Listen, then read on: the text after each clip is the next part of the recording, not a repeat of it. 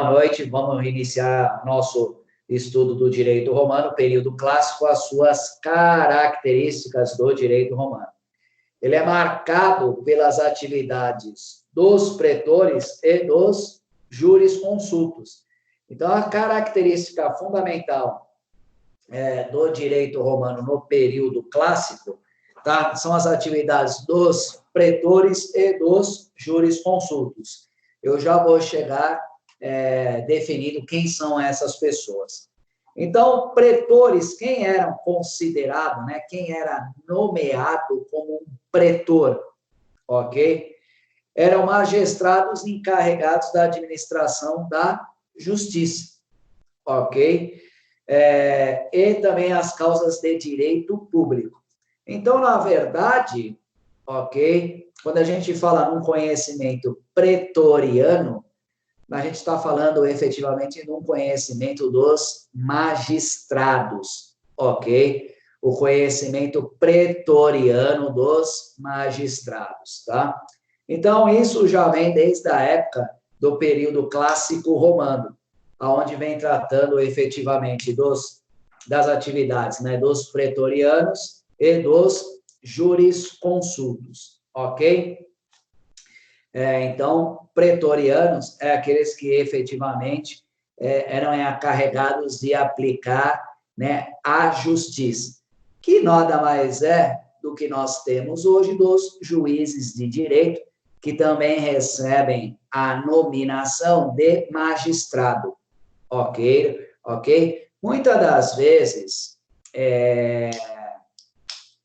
em sede de tribunal, a gente efetivamente se dirige aí, né, aos desembargadores, aos ministros, quando eles estão efetivamente numa turma colegiada dos pretores, né, dos ínclitos pretores, aquelas pessoas que efetivamente têm um conhecimento exacerbado do direito. São pessoas estudiosas do direito, tá? O direito, então, quanto ciência jurídica, são os pretorianos, perfeito? E temos aí a figura, como eu disse, né, que foi as duas figuras que marcaram aí o período clássico do direito romano, os pretorianos e os jurisconsultos, perfeito? Os jurisconsultos são as pessoas que interpretam a lei e o direito, tá? Eram grandes estudiosos da regra, do regramento, da normatividade do direito, contratado pelos pretores para informá-lo nas suas causas, nas suas decisões. Então, os jurisconsultos eram efetivamente pessoas que estudavam todo o ordenamento jurídico e os pretorianos acabavam se socorrendo deles, perfeito? Assemelhavam a figura do advogado, tá? Na sociedade atual, jurisconsultos. Porque a nossa atividade advocatícia, ela é dividida em assessoria e consultoria jurídica. Então, as pessoas pedem consulta jurídica para nós, né? Que o nome correto é, efetivamente,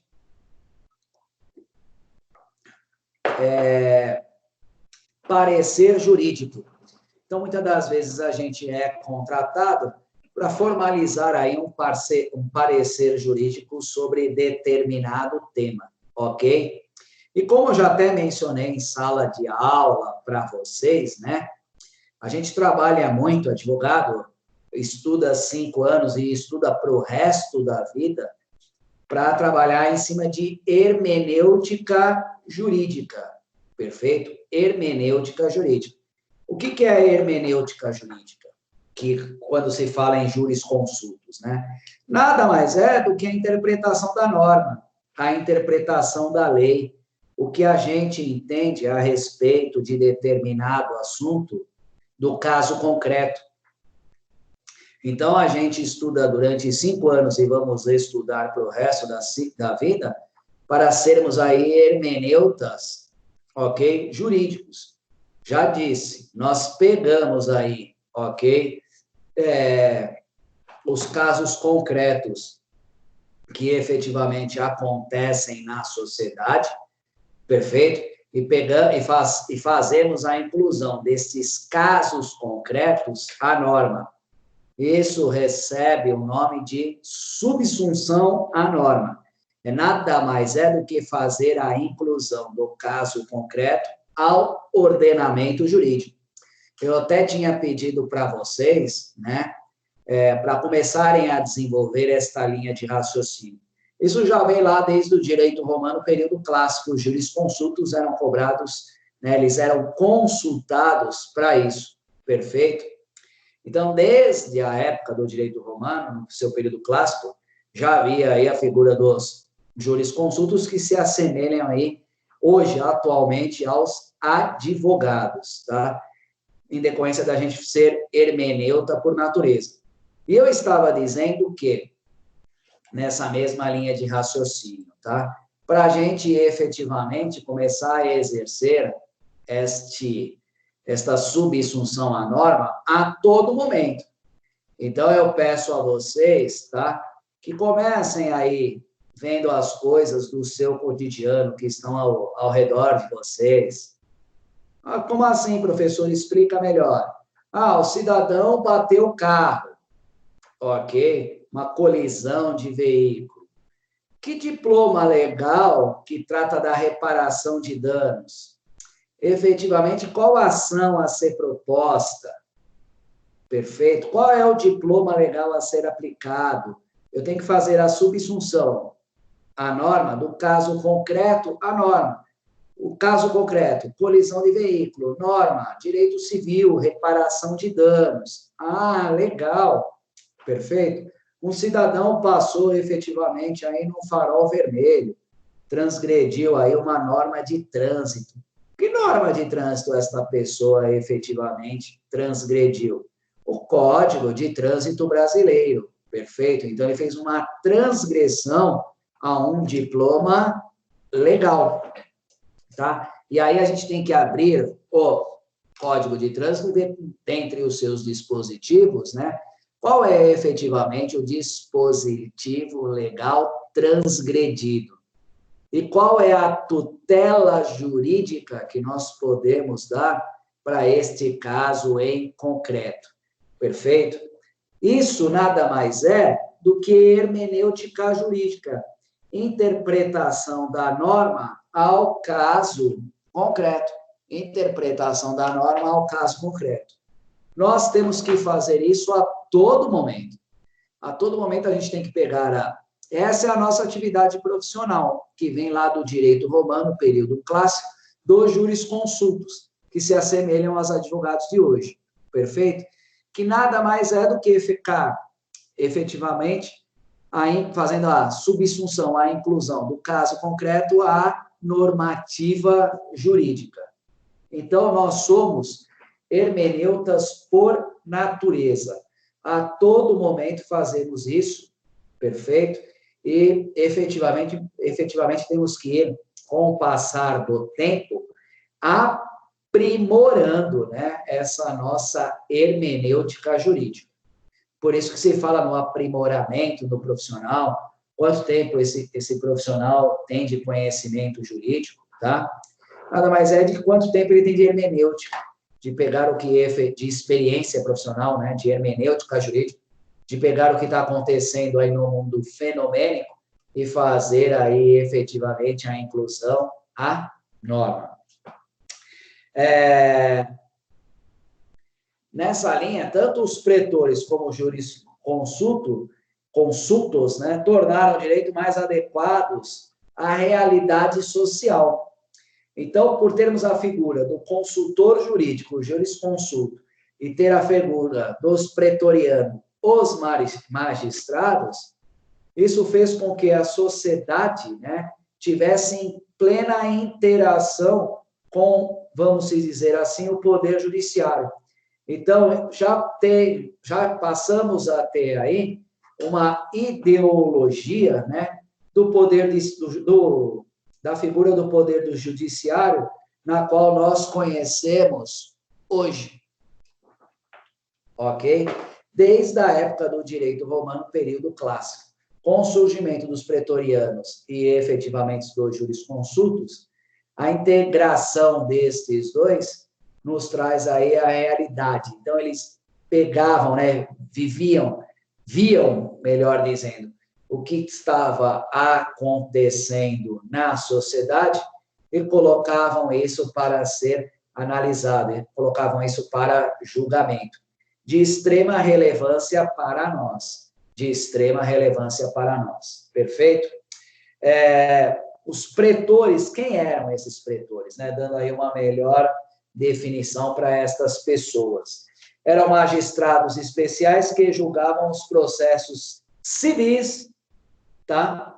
Fundamentais na evolução do direito romano, que é o que eu acabei de mencionar, né? Pegava o que efetivamente estava acontecendo na sociedade, quais eram os casos concretos que estavam acontecendo na sociedade naquela época, tá? Não podemos nos esquecer que estamos falando aí de direito romano, ok?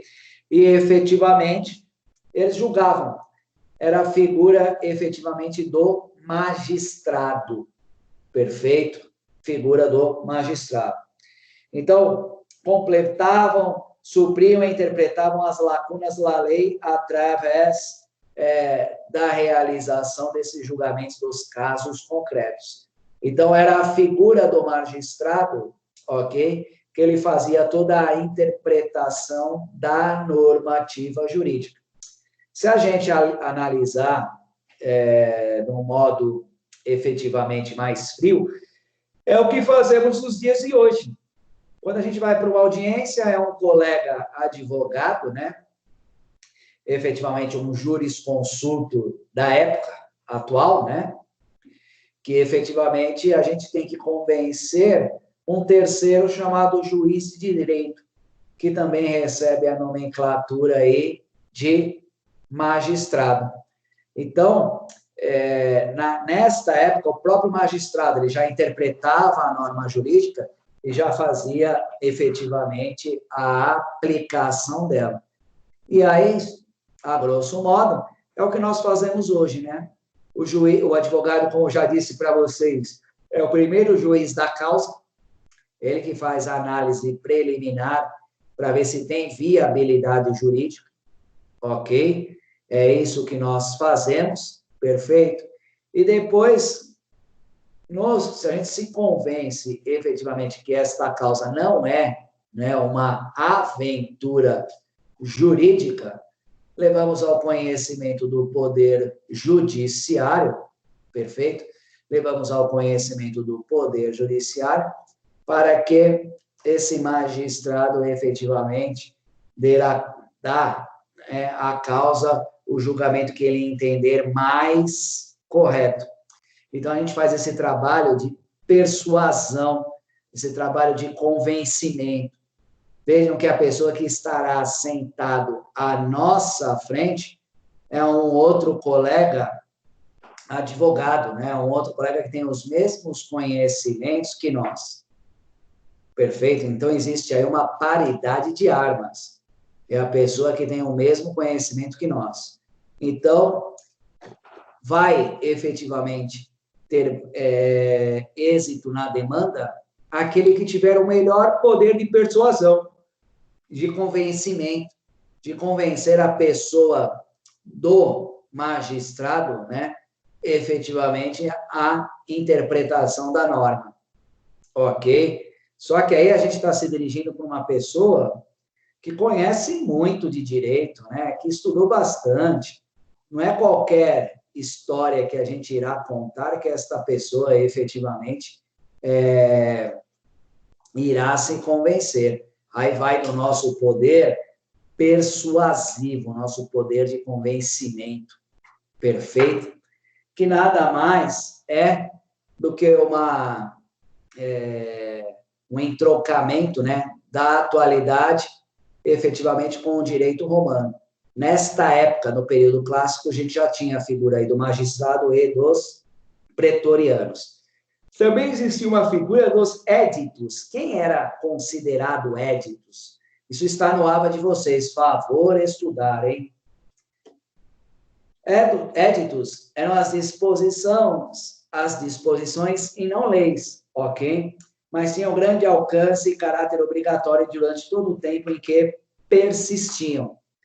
Então, na verdade, quando a gente fala de ética, a gente fala de, efetivamente, de normativas, mas que não eram de regramento obrigatório, então, como a lei. A lei é de cumprimento obrigatório, perfeito? Os éditos eram efetivamente normativas que tinham que ser seguidas, perfeito? Mas não são de cumprimentos obrigatórios. Elas só davam, né, diretrizes a serem seguidas.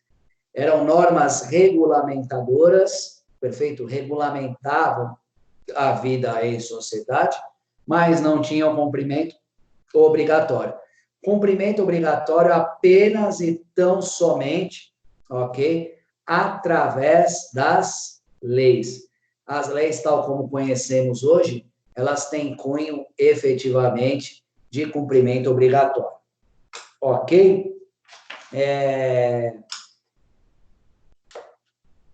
Nessa linha, tendo em vista que a gente já tinha um regramento em sociedade, os pretores, com a expansão romana, houve crescimento da demanda e havia insuficiência de pretores, tá? Que nada mais eram do que magistrados. Então, desde aquela época, a gente já podia mencionar que havia uma deficiência de pretores, de magistrados. Lógico, a gente começou, né? Eles começaram, melhor dizendo, a normatizar a sociedade, tá? A sociedade já ganha efetivamente um cunho de regramento, já começa a ter inúmeros regramentos, sejam pelas disposições, sejam efetivamente pelas leis, ok?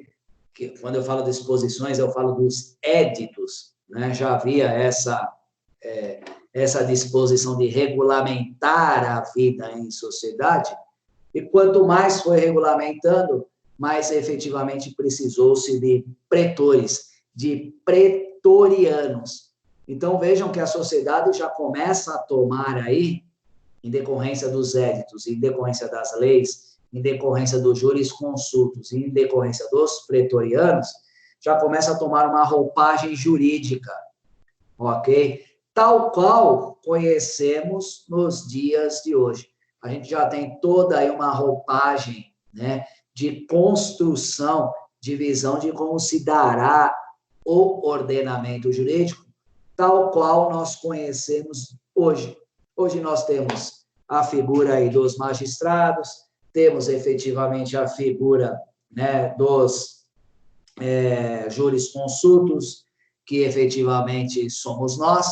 Quando a gente efetivamente está com uma dúvida, vou me consultar com um advogado, tá? Efetivamente vou fazer aí uma consulta com um advogado para ver se ele consegue, né, efetivamente me responder alguma questão que seja jurídica, perfeito? É nessa linha que efetivamente a gente vem traçando, ou seja, estamos, né, efetivamente construímos efetivamente um ordenamento jurídico em cima do direito romano. Por isso que o nosso direito, tal como conhecemos no direito, conhecemos atualmente, ele tem todas as suas raízes no direito romano. É bem interessante isso, né? Saber que aquela época e já vem se estruturando aí todo o regramento da vida em sociedade, perfeito? E efetivamente já vem fazendo a composição aí de todo o poder judiciário tal como conhecemos hoje, perfeito? Nessa solução, por esta falta aí de pretores à época, né, em decorrência aí desse crescimento, desta formalização da demanda em sociedade, ok? Passaram-se a ter dois pretores, os pretores urbanos e os pretores peregrinos. Então, com a intenção, efetivamente, de solucionar esta escassez dos pretorianos, que ajudavam aí no regramento da vida em sociedade, perfeito, surgiram-se duas figuras, os pretorianos urbanos e os pretorianos peregrinos. Os pretores urbanos, correto, exerciam a jurisdição nos litígios entre os cidadãos romanos. Então, pretores urbanos, tá, exerciam a jurisdição. Olha que vocês devem estar estudando direito civil aí, com certeza, e vocês já ouviram falar dessa terminologia, né? Jurisdição. Valendo na minha prova. Quem se arrisca a dizer o significado da palavra jurisdição? Não vale procurar aí no celular, hein? Bate pronto. Vou contar até 3 para alguém me responder. 1, 2, 3. O que significa a palavra jurisdição, hein? Um de cada vez. Professor, posso? Deve? No caso, seria, pelo que eu tenho estudado aqui, jurisdição é um poder, né? É o nome que se dá, um poder que detém o Estado para aplicar o direito em um caso concreto. Exatamente isso. Tá? Qual a diferença? Nossa, pode me cobrar aí um ponto. Quer um ponto ou quer um livro meu? De brinde. Fica ao seu critério, professor. Hã? Fica ao critério do senhor, um ponto ou livro. Com os dois eu vou ficar altamente satisfeito. Então tá bom. Vou te dar um livro meu. Tudo bem, então. Autografado, por favor. Com certeza. Vou te dar um livro meu. Um dos mais vendidos, hein? Graças a Deus. Vamos lá. Júris, ok? O direito, né? E dicção. Dizer o direito, tá? Jurisdição, de dicção, de dizer o direito. Então, eu estava perguntando para vocês qual é a diferença de nós para um juiz, ok? É que a nossa profissão, né, ambos, tanto o advogado como o juiz, ambos estudam direito.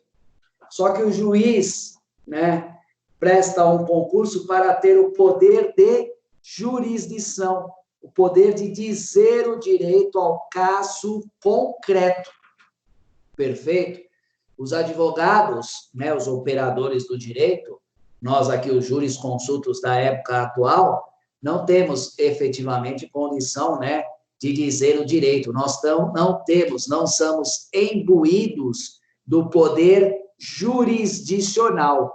Isso só cabe para juiz togado, juiz que passou efetivamente num concurso público para ser juiz togado, né? Juiz de carreira, juiz de toga, ok? Então, quem estuda direito e presta um concurso público, o que ele almeja? Ter o poder de jurisdição, aplicar o direito ao caso concreto, perfeito? E o advogado? O advogado ele tem caráter postulatório. Então, efetivamente, são dois poderes distintos.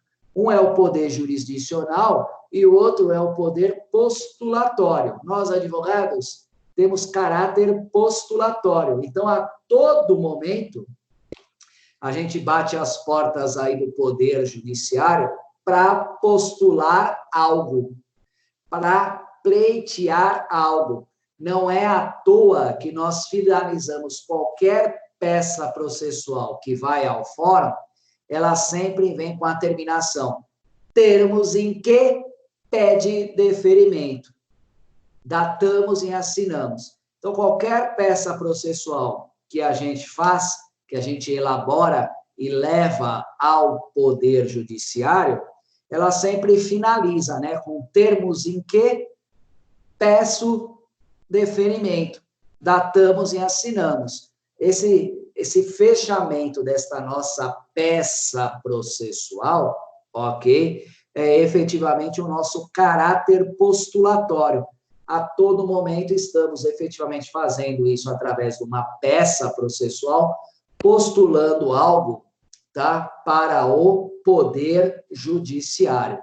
Então, a gente é o operador do direito para postular algo perante o Poder Judiciário. E o juiz aí tem o seu poder jurisdicional, de dizer o direito ao caso concreto. Então, juiz de direito não tem caráter postulatório, isso é ato privativo do advogado, né? E advogado não tem, efetivamente, poder jurisdicional. Isto é privativo, ok? As pessoas imbuídas pelo Estado do poder jurisdicional, de dizer o direito. Então, são circunstâncias diferenciadas. Perfeito? Mas ambos, tanto nós, enquanto advogados, como juiz de direito, tanto um como o outro, estudou direito, é um estudioso da ciência jurídica, perfeito? E temos que, efetivamente, aí, fazer a interpretação da norma, ok? Então, a gente estava mencionando o seguinte, para não fugir aqui do foco, né? Os pretores urbanos, tá?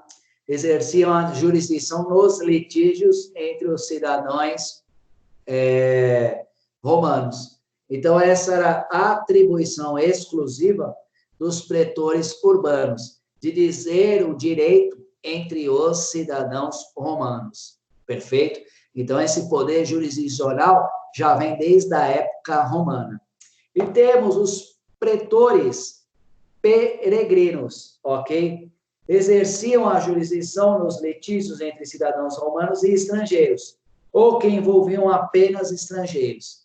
Então, a diferença entre um ou outro, ambos os pretores tinham poder jurisdicional, só que um efetivamente era só entre os cidadãos romanos e o outro era efetivamente, tinha o poder jurisdicional entre os romanos, tá? E efetivamente os estrangeiros.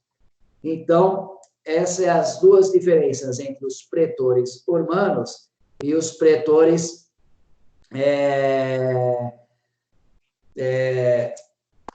peregrinos. Essa é a distinção entre eles. Porém, ambos têm aí, efetivamente, o poder jurisdicional, ou seja, efetivamente dizer o direito ao caso concreto. Vamos lá. Hábitos dos pretores. Perfeito. Isso também está lá no aba de vocês, fechando a unidade. Instruções feitas por escritos, fornecidas às partes e os juízes. Contava com 4 partes, essas formulações, né, essas instruções feitas aí pelos pretores. A primeira delas, a demonstração, ok? A causa do pedido através da narrativa dos fatos e fundamentos jurídicos. A demonstração nada mais é do que a narrativa dos fatos e, efetivamente, o pedido e o seu fundamento jurídico. Poxa, amigo, se a gente pegar aí requisitos da petição inicial, que fazemos hoje endereçada ao Poder Judiciário, veja que na primeira parte temos a qualificação das partes, na segunda parte temos a narrativa dos fatos, no terceiro item nós temos aí do direito, os fundamentos jurídicos, aonde eu busquei efetivamente a norma para me dar guarida, para me dar proteção legal àquela narrativa que eu acabei de fazer, perfeito? E, por último, a causa de pedir, o pedido. Como eu sempre digo, nós, enquanto advogados, somos eternos pidões, né, junto ao Poder Judiciário. Então, a gente sempre se dirige ao Poder Judiciário para pedir algo. Sempre estamos postulando algo. Sempre estamos almejando algo. Ok? Que nada mais é do que uma das 4 partes que os pretores da época exigiam. Ok? A primeira delas, a demonstração, que nada mais é do que a narrativa dos fatos, o fundamento jurídico do pedido e o pedido, que nada mais é do que a nossa petição inicial, tal como conhecemos nos dias de hoje. Efetivamente, qualificação das partes, narração dos fatos, fundamento jurídico e o pedido. Por isso que eu acabei de dizer minutos antes que a gente encerra, né, efetivamente a nossa petição inicial com o famoso tópico, né, termos em que pede deferimento. Termos em que pede deferimento. Então, efetivamente, é o que fazemos atualmente. Ok, meus amigos? Temos a outra parte, né, efetivamente, que temos aí em voga com o direito romano, é a intenção. Ou seja, a pretensão de quem pedia.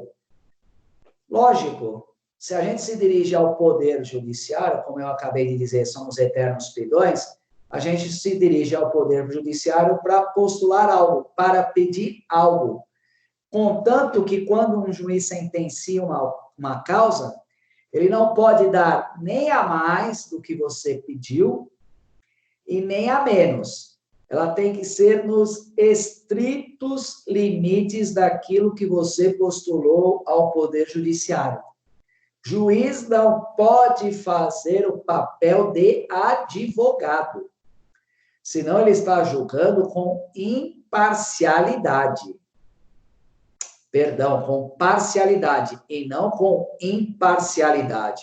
O juiz tem que ser imparcial para ambas as partes, ok? Então, quando a gente prepara a nossa peça processual, seja uma petição inicial, seja efetivamente um recurso, o magistrado, que é o pretor à época, ele tem que julgar nos estritos limites daquilo que a gente pediu, de acordo com a intenção do que a gente quer de pronunciamento do Poder Judiciário.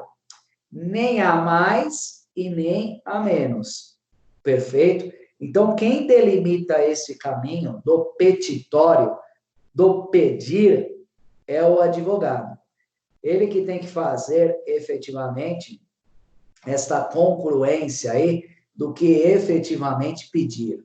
Ok? Isso é requisito obrigatório nosso. Quando a gente pega um processo, a gente tem que delimitar o caminho que ele tem que seguir. Nós temos que balizar, perfeito? Nem a mais e nem a menos. Eu tenho que seguir o caminho, né, que eu tracei para este processo. Que aqui, efetivamente, com os pretorianos, recebia a nomenclatura, né, era nominado de intenção. Qual era efetivamente a intenção, tá, de quem pedia algo para os pretores, para os magistrados? Então, a gente primeiro tinha que demonstrar e depois fazer a intenção daquilo que efetivamente a gente almejava. Ok? Por isso, como eu sempre digo, né, o nosso ordenamento jurídico é todinho direito romano.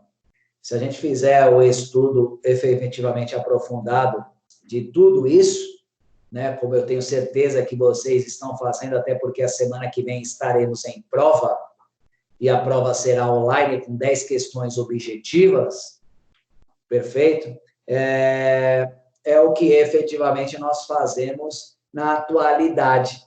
A gente faz a narrativa dos fatos, faz dos fundamentos, faz do pedido, e eu tenho que demonstrar, né, o nexo de causalidade para o juiz, relação de causa e efeito, o nexo causal, que é a minha intenção.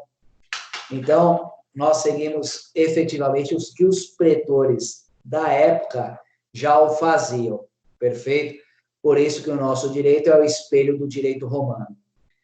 Adjudicação, perfeito? Outro tema. Transferência do meio da coisa em litígio para uma das partes. Então, se a gente olhar para um processo judicial tal como conhecemos hoje, o fim dele, né, o fim específico dele, qual que é? Pecuniário. Seja que causa for, O que a gente almeja sempre com o processo é dinheiro, é a transferência de titularidade, de propriedade. Se eu efetivamente, né, for vencedor numa demanda judicial, você tem que transferir, né, a sua propriedade para mim, que pode ser em pecúnia, o dinheiro, que pode ser num bem, seja móvel, seja num bem imóvel, perfeito? A transferência desta propriedade. Um bem móvel pode ser efetivamente um veículo, uma máquina, né? Aquilo que efetivamente eu tenha interesse em ter. Nada mais é do que adjudicar esta propriedade para mim. Adjudicação, transferência de propriedade. Ok? Então, muitas das vezes, no Poder Judiciário atualmente, penhora-se, por exemplo, um veículo. É perguntado, né, para a parte interessada se ela tem interesse em adjudicar esse veículo para ela, fazer a adjudicação disso. E olha, o direito está tão evoluído que hoje essa transferência de propriedade ela é feita online. Adjudicar online, ok? Se a parte se manifestar, não, eu tenho interesse no veículo, eu tenho interesse na casa, eu tenho interesse no terreno, eu tenho interesse na máquina, o juiz efetivamente transfere a titularidade, a propriedade a quem dê direito, perfeito? Deste objeto que está em litígio. Tudo isso eu estou falando, se vocês pegarem o AVA, unidade 2, seção 4, tá, ela vai falando aí dos hábitos, né, pretorianos, dessas 4 partes, demonstração, intenção, adjudicação, que é a transferência de propriedade, bem como a condenação, ok? Que é efetivamente a extinção do processo, a finalização. A condenação, que nada mais é do que a procedência do processo ou não. Eu preciso saber se efetivamente, né, o réu foi condenado ao pagamento, se o réu foi condenado à prisão, qual é a condenação que este réu teve, né? É uma pena privativa de liberdade, é uma pena expropriatória do bem, contanto, efetivamente, que se você pegar qualquer área do direito hoje, né, o juiz sempre vem utilizando, ele faz todo um relatório do processo, todo um resumo, e ele sempre finaliza falando o seguinte, depois ele fazer o resumo, né, ele termina dizendo o seguinte, condeno a parte a pagar ao réu ou ao requerido R$100 mil a título de dano material, R$100 mil a título de dano moral, condena o réu a efetivamente entregar o veículo, objeto do litígio. Então, o juiz sempre condena alguém a alguma coisa. Condena alguém, efetivamente, a fazer uma obrigação, né, de reconhecer um vínculo empregatício, de entregar um documento. E aí, seriam inúmeros exemplos, tá? Que eu poderia efetivamente ficar aqui, passar a noite inteira aqui, falando efetivamente para os senhores. Mas, aonde eu quero chegar com esta fala, que nada mais é do que o que a gente vê isso na prática, né? A condenação, a adjudicação, perfeito, a narrativa, todos esses termos, ok, advêm aí do direito romano. Temos também os poderes dos jurisconsultos, tá? Que eles tinham aí tríplice função, perfeito? Primeiro, responder, ok, de emitir pareceres jurídicos sobre questões práticas. Então, na verdade, essa pergunta acho que vai cair na prova, não sei por que, alguém me disse, hein, que os jurisconsultos têm tríplice função, de responder, de agir e de orientar, né, efetivamente, as pessoas, de responder, de emitir parecer jurídico sobre questões práticas, que é o que eu iniciei a aula, né, com esta fala de pareceres jurídicos. Isso vocês, se já não estão emitindo, efetivamente vão começar a emitir, tá? Que vocês estão no começo aí do curso de Direito, aí é aquela situação, para quem estuda Direito, você vai numa festa de aniversário, você está quietinho lá, sossegado, sempre alguém vai perguntar para nós, sempre alguém, ok? Oi, tudo bem? Como é que vai? Você está fazendo Direito, né? Eu posso tirar uma dúvida com você? Independentemente de ser advogado ou não, só pelo fato, efetivamente, de você estar fazendo direito, a sociedade já interpreta que a gente, efetivamente, já tem este conhecimento, né, de responder a questões jurídicas. Perfeito? Então, as pessoas sempre se reportam a nós, falam, deixa eu fazer uma perguntinha rapidinha, é só para tirar, efetivamente, uma dúvida, ok? Eu sei que você está fazendo direito. O que você acha, tal, e conta uma historinha triste para nós e fica esperando que a gente efetivamente responda, que a gente chegue a uma conclusão lógica do assunto. Isso acontece com a gente a todo momento. Quem faz direito, a todo momento você é indagado sobre questões do cotidiano, a todo momento. É uma das 3 funções dos jurisconsultos, dos intérpretes da norma, dos hermenêuticas, no caso nós, enquanto operadores do direito. A segunda dela é agir, né? Agire, respondere, agire e cavere. Palavras efetivamente romanas, né? Italianas e assim vai. Vamos lá. Agere, instruir as partes de como agir em juízo, tá? Então, uma das 3 funções, efetivamente, de como agir em juízo. É o que nós fazemos, né? Nossas orientações jurídicas. Ó, vai ter uma audiência, perfeito. E como é que vai se comportar? O juiz vai efetivamente se dirigir a mim, perfeito, eu vou fazer uma pergunta a ele, ele vai colocar uma roupagem jurídica e efetivamente vai reperguntar a você. Perfeito? Aqui, se a gente estiver tratando efetivamente de uma ação trabalhista, por exemplo, vocês acham que eu sou afeto ao direito, vocês sabem que eu sou afeto ao direito do trabalho? Olha, efetivamente a gente vai sentar do lado direito da mesa, a outra parte do lado esquerdo, você não pode falar comigo durante a audiência, você tem que efetivamente falar a verdade de tudo que você viu e presenciou, o que você sabe a respeito de determinado assunto, ok? Então, o agere de como efetivamente agir em juízo, tá? Depois será aberto vistas para mim, para que eu me manifeste a respeito de defesa e documentos, e assim vai, perfeito?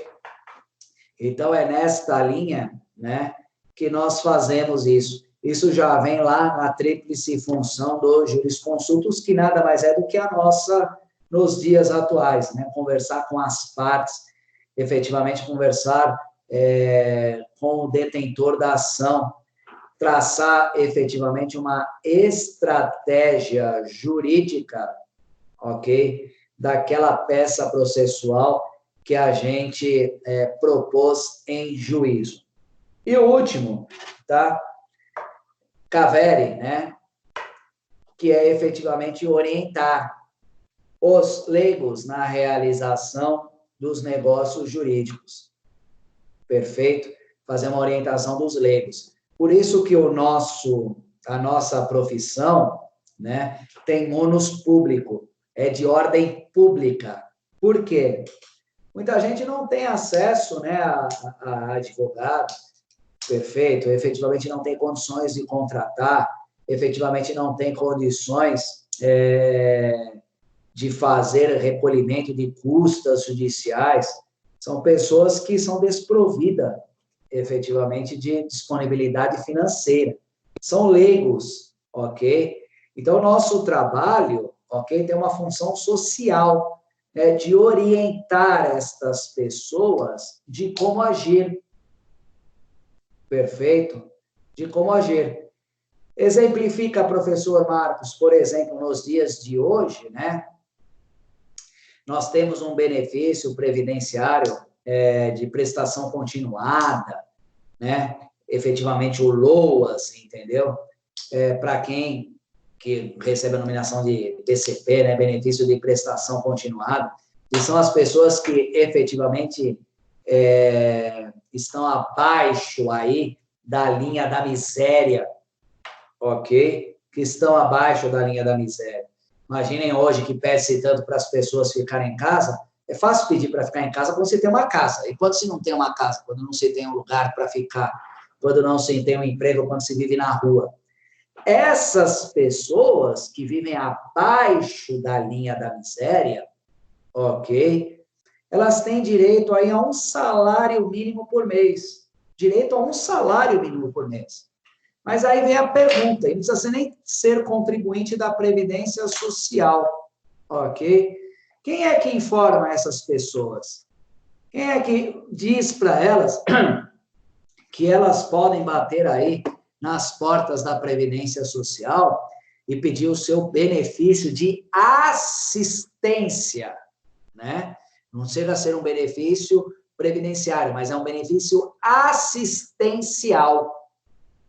Ok? Quando a gente, né, quando essas pessoas, desculpem, que estão vivendo aí abaixo da linha da miséria, ninguém divulga isso. Isso não é de conhecimento da população.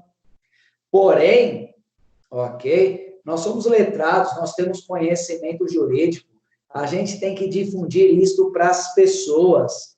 Então, desde a época, né, dos pretores, né, efetivamente, dos jurisconsultos, essas pessoas já tinham efetivamente a ideologia de difundir o conhecimento jurídico aos leigos, perfeito? Às pessoas da sociedade.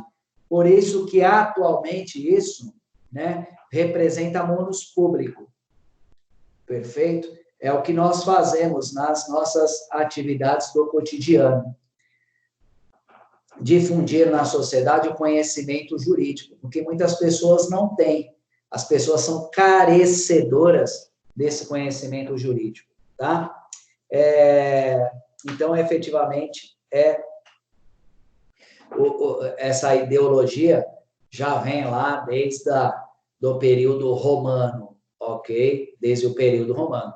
Contanto que eu acho que eu até cheguei a mencionar com vocês, é um temor até para alguns colegas advogados, ficar passeando pelos corredores do fórum. Tendo em vista que a nossa profissão constitui aí munus público, tá? Se tiver uma parte que está desassistida de advogado naquela audiência, por exemplo, o juiz chama a gente. Ô, doutor, vem cá, só um minutinho, por favor. A parte aqui está sem a presença de advogado, o senhor poderia assisti-la, por favor? E não pode, efetivamente, ter recusa a nós. Não se pode ter recusa. Lógico que a gente não terá um conhecimento do processo que está se tratando, mas a gente tem um conhecimento legal, a gente tem um conhecimento de processo, de conjunto de procedimentos, e essa nossa atividade representa aí munus público. Então, muitas das vezes, o juiz chama a gente no corredor de fora, doutor, por gentileza, preciso de uma ajuda sua. Essa parte está desassistida de advogado, eu gostaria que o senhor fosse nomeado como advogado ad hoc, né? Para aquele ato apenas. Um advogado ad hoc apenas para aquele ato, para que ela efetivamente não alegue nenhuma nulidade processual, uma vez que ela não tem advogado constituído. O senhor poderia fazer essa gentileza para nós, por favor, em nome do munus público? Em nome da ordem pública? Sim, excelência. Pois não. Deixa eu pegar meu processo aqui, dar uma analisada rapidamente, inteirar. Deixa eu conversar 10 minutos de forma reservada aqui com essa pessoa, porque eu estou tendo conhecimento dela agora. para que eu me intere a respeito do assunto e faça a melhor defesa dentro da minha possibilidade a ela. Por favor, me conte o que aconteceu, me intere do que efetivamente está acontecendo neste processo, para que eu possa ajudá-la de alguma forma. Ok? Perfeito? Então, nesta linha que a gente está conversando, né, isso já vem lá do direito romano. E aí a gente passa, né, a tratar do... Quem fala? Eu, Aresca, boa noite, tudo bom? Boa noite, tudo bem, Aresca? Tudo bem, graças a Deus. Professor, eu fiquei com um nozinho na cabeça aqui, entre o agire e o... É Caveri, né? Tá certo? Sim. Tá. Ó, o agire é como ensinar como agir em uma audiência. E o Caveri é orientar os leigos referente a benefícios e assim sucessivamente, é isso? Orientar os leigos em qualquer orientação jurídica, nada mais do que isso. Tá. Tá bom. Ok? Fechou. Obrigada, professor. Nada, Aresca. Então, vamos falar um pouquinho, né, dos tribunos, tá?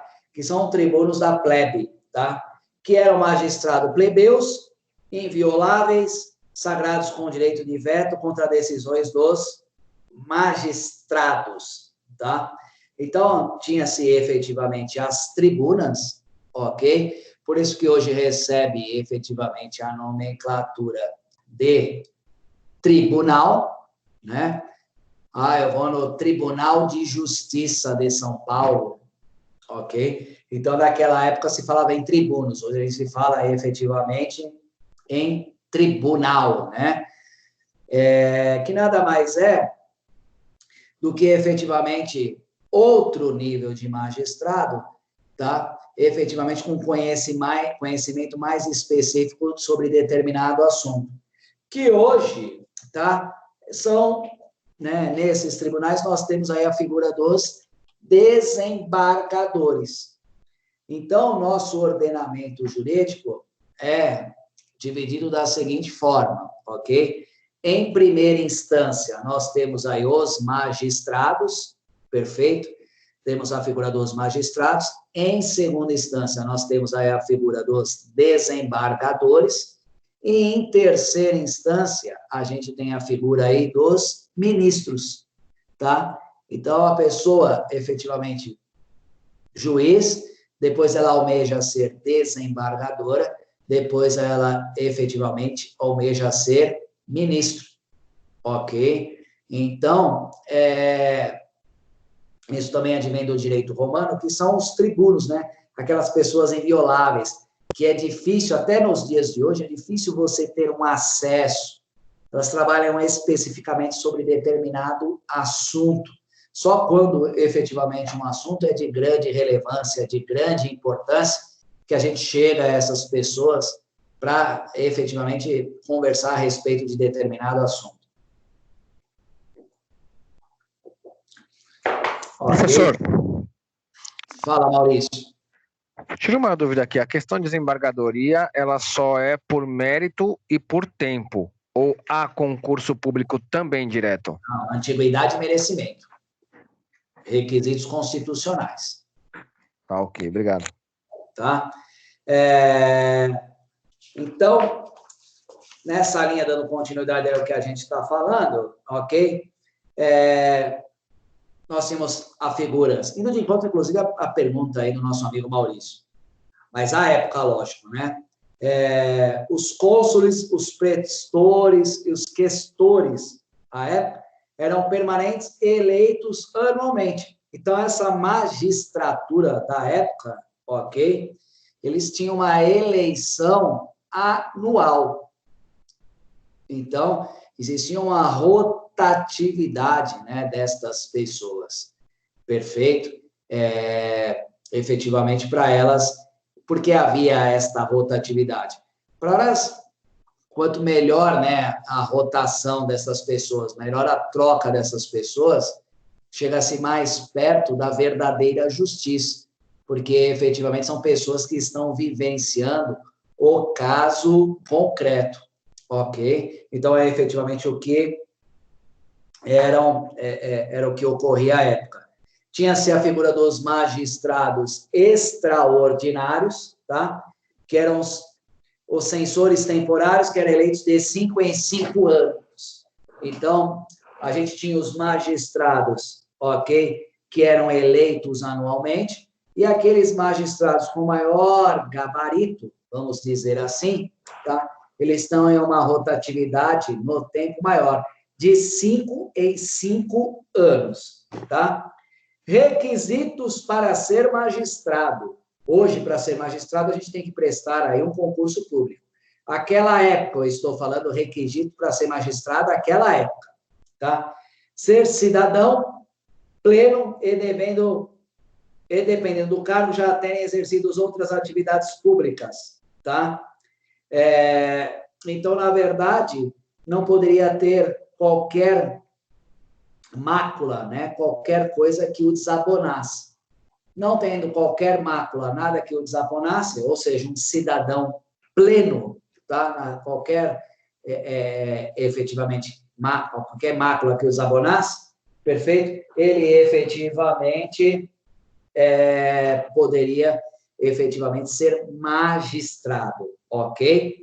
Então, era por nomeação, cidadão pleno, que era nomeado anualmente, ou efetivamente, se ele bem desempenhasse o seu cargo, ok? Ele permanecia nele, né? Por 5 em 5 anos, era trocada de 5 em 5 anos, perfeito? Então, nessa linha que a gente tem que falar mais de, efetivamente, de direito romano. O direito romano já havia aí a previsão criminal de alguns crimes, tá? E eram já divididos como tal acontece nos dias de hoje, tá? Direito público e crime público e crime privado, tá? Os crimes públicos, à época, se atentavam contra a segurança do Estado romano e a repressão deveria ser exercida sobre o transgressor. Vejam que a gente já vem falando, né, do aprimoramento dos crimes em espécie. E nós também tínhamos a figura dos crimes privados, ok? Que ficavam sujeitos à coação do ofendido ou dos seus familiares. Eram julgados aí pela justiça civil, tá? Então, já havia uma divisão entre crimes públicos e crimes privados, ok? Nessa época também já havia aí a figura dos censores, que eram os responsáveis pelo recenseamento e fiscalização dos costumes. A gente não pode esquecer que o nosso direito, muito embora advenha do direito romano, ele é um direito consuetudinário, tá? Que nada mais é do que um aprimoramento dos costumes, tá? Então, e tal como acontece hoje, né? Toda hora eu falo isso, a gente vem aprimorando aí o nosso convívio em sociedade, a todo momento, né? A gente vem aprimorando. Vejam só, com essa pandemia, quanta coisa a gente não aprimorou. Estamos tendo aqui uma aula, ok, efetivamente online, né? É um aprimoramento, tal como a rede pública vai começar a fazer agora. A semana que vem, teremos a realização de uma prova online, perfeito? Tudo isso é aprimoramento da sociedade. Com a pandemia, os contratos entre as pessoas, com certeza, serão diferentes. Os contratos que eu fazia antes da pandemia não são os mesmos contratos que eu faço hoje. Já tenho que prever cláusulas, né, que tratam de pandemia, de suspensão, de interrupção, de pagamento de multa, de não cumprimento. Ou seja, é um aprimoramento constante da sociedade. A todo momento, a gente está evoluindo, graças a Deus, e estamos efetivamente aprimorando, né? Se aprimorando com as nossas novas realidades, ok? Então, o nosso aprimoramento é constante. E no direito, a gente tem que manter essa constância de aprimoramento e de estudo? Sim, a todo momento. Não é à toa que o nosso patrono, né, Rui Barbosa, já dizia, e eu concordo muito com ele nesta fala, e sempre digo aqui para os meus colaboradores do escritório, tá? O advogado que não estuda todos os dias é menos advogado. Simples assim, eu acho que é uma frase, né, bem célere, ok? O advogado que não estudar todos os dias ele é efetivamente menos advogado, tá? Porque a sociedade está em constante mutação e se a gente efetivamente não se aprimorar, tá? A gente vai ficando defasado. Vejam aí, de um mês para cá, desta pandemia, quanto a sociedade mudou, né? No mínimo, sairemos desta pandemia, que se Deus quiser sairemos dela, diferentes. Não seremos mais os mesmos. Com certeza, sairemos diferentes, tá? Teremos aí um aprimoramento, teremos uma reflexão de determinadas situações. Perfeito? Tudo bem, meus amigos? Vocês estão quietos aí? Tá tudo certo ou não? Todo mundo quietinho? Ouvindo. Que ótimo. Por fim, para finalizar aqui a nossa aula antes do intervalo, tá? Nós temos a figura dos EDs, tá? Que eram os encarregados do policiamento da cidade e dos gêneros alimentícios. Perfeito? Então, a gente já vem aí que o Estado vai tomando forma política, econômica e social através aí do regramento, ok? Já tem a figura efetivamente, dos magistrados, dos jurisconsultos, dos pretores. Então, já está tendo aí uma evolução jurídica, já está tendo aí uma evolução administrativa, já estamos falando efetivamente aqui de policiamento, né? Para policiamento da cidade e dos gêneros alimentícios à época, perfeito? Então, vejam que o Estado vai se interligando, ele vai começando efetivamente, né, a tomar uma forma a qual nós conhecemos nos dias atuais. Então, é de extrema importância isso, sim, de extrema relevância jurídica para nós. Tudo bem, meus amigos? Alguém tem efetivamente alguma pergunta a me fazer?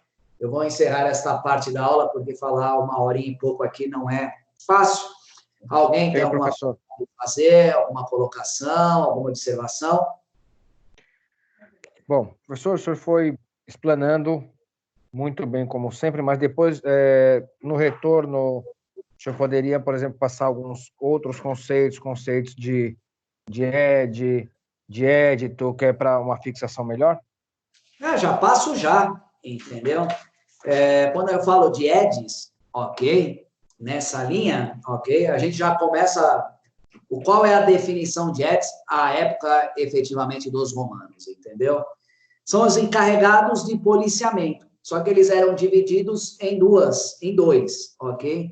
A gente tem que ter em mente que tudo isso é início, né? É início da civilização, perfeito?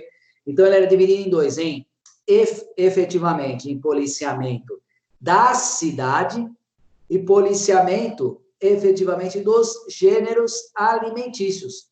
Então, ele tinha uma divisão em dois, policiamento da cidade e policiamento dos gêneros alimentícios. Função especial, tá? Segurança pública e tráfego urbano, conservação de edifícios e monumentos públicos, pavimentação da cidade. Como eu disse, ele já efetivamente vem tomando aí uma forma estatal, tal como nós conhecemos hoje. Perfeito? Nós temos a polícia ostensiva, né? E temos efetivamente a polícia aí investigativa, ok? Veja que já vai tomando aí a forma tal como conhecemos hoje. É a figura aí dos EDs, tá? Que nada mais é do que os encarregados do policiamento. A gente vai ver oportunamente, mas lá na frente, né? A figura dos delegados de polícia. Por que recebe essa nomenclatura, né? Delegado de polícia, tal como conhecemos hoje? Porque foi delegado, foi transferido poderes de polícia a uma pessoa. Delegação de poderes de polícia. Aqui os EDs, perfeito, eles tinham eles já eram encarregados, né, desse policiamento da cidade, tá? De tomar conta efetivamente da cidade e dos gêneros alimentícios, já fazendo todo um regramento aí em sociedade. Tudo bem? Quem me perguntou? Acho que foi o Aparecido. Tudo bem, Não, Aparecido? foi o Maurício. Não, quem me perguntou foi o Aparecido, eu acho. Quem me perguntou? A pergunta dos Edis. Fui eu, Maurício. Ah, foi você, Maurício? Ah, então tá bom. Tá respondendo a sua pergunta, Maurício? 100%. Meus amigos, eu vou tomar uma aguinha, né? Tomar um cafezinho, melhor dizendo, ok? E me coloco aí depois à disposição para a gente aí dirimir qualquer dúvida a respeito de todos os temas ligados à disciplina Fundamentos Históricos do Direito. Então, me coloco à disposição para dirimir aí qualquer dúvida a respeito desta primeira parte da aula. Tudo bem, meus amigos? Nesta linha, também